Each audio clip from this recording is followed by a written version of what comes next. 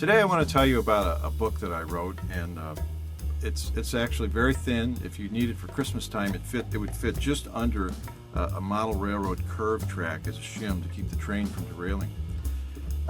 It's called Snow Globes and Hand Grenades: The Adventures of an 8th Grade Catholic Girl. Why hand grenades? Well, when I was a boy, I had a friend who had a hand grenade on his shelf. His dad had brought it home from the war, and this hand grenade fascinated us constantly.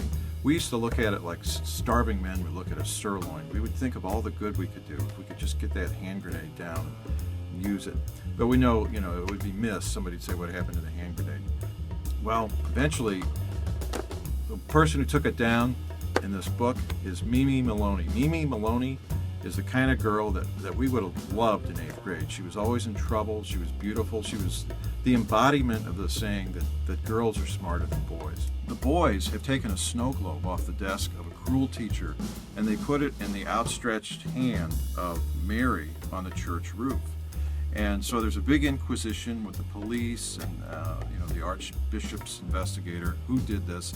And Mimi helps her guy pals outsmart the adult world when this inquisition is raging for the last 2 weeks of 8th grade.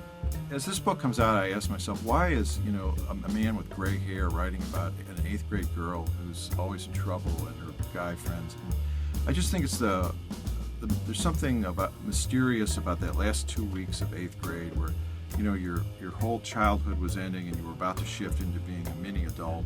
Everybody in this book is in trouble. They're facing questioning from the police.